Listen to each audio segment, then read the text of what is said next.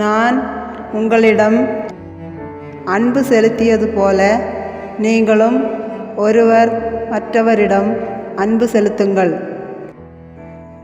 தூய யோவான் எழுதிய பரிசுத்த நற்செய்தி 13வது அதிகாரம் 34வது இறை திருவசனம்.